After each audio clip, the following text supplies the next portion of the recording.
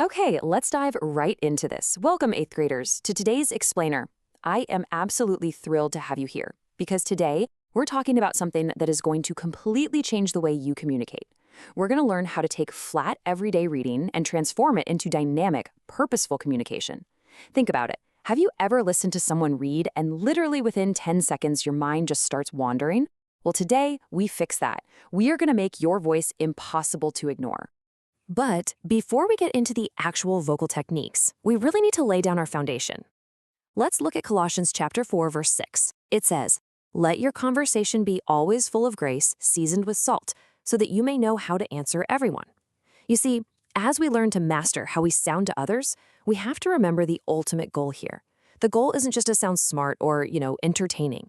The goal is to ensure our words are full of grace, perfectly clear, and seasoned just right for whoever is listening. How we speak matters just as much as what we say. So, here is our roadmap for today. First, the power of your voice. Next, the mechanics of prosody, followed by the art of pausing. Then, real-world reading examples, your fluency homework, and finally, the godly learner philosophy. Let's get moving. Starting off with section 1, the power of your voice, escaping the monotone. Why is it that you can take the absolute most exciting, action-packed adventure book ever written, a book filled with dragons, space battles, or intense mysteries, and if you read it the wrong way, it sounds incredibly boring?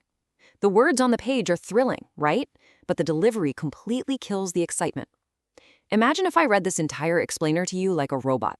Hello, today we will learn about reading. It is very fun. It's monotone, it's dull, and it is incredibly hard for your brain to follow.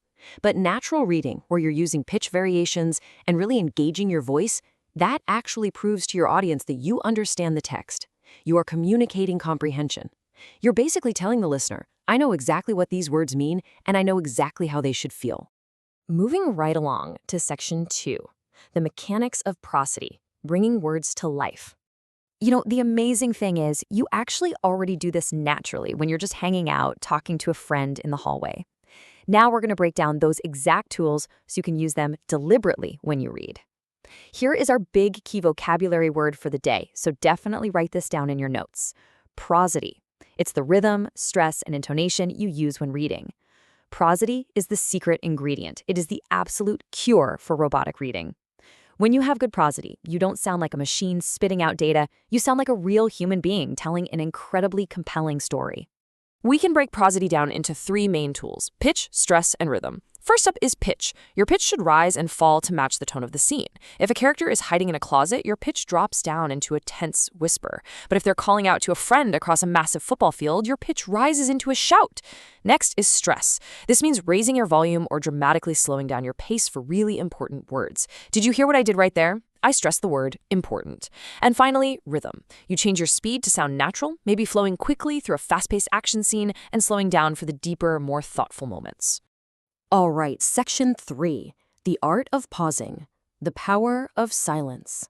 So we've talked a lot about the sounds you make with your voice, but sometimes what you absolutely do not say is just as important as what you do say.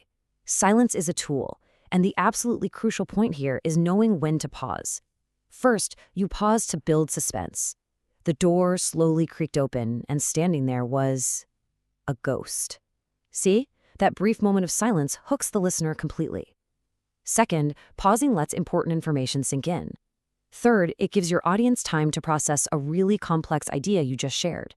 And finally, the most basic mechanical rule. You must use pauses to separate ideas at commas, periods, or between paragraphs. Because if you just blast right through a period without taking a breath, all your sentences crash into each other, and the listener gets totally lost.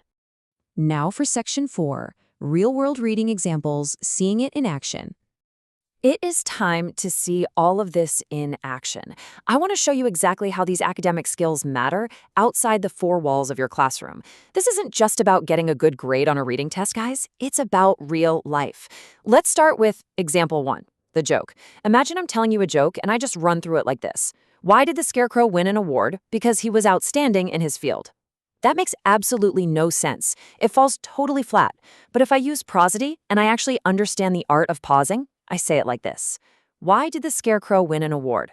Because he was outstanding in his field.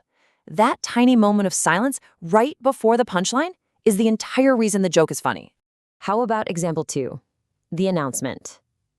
Imagine you're asked to read the morning announcements over the school loudspeaker. If you just mumble your way through it, nobody knows what's going on. But if you read purposefully, you deliberately stress the names and the dates. Attention students, the science fair will be held this Friday in the main gym. By stressing Friday and main gym, you're doing your listeners a huge favor. You're actually helping their brains latch onto and remember the most critical details. And example 3, the poem. You know, poetry is basically music made out of words.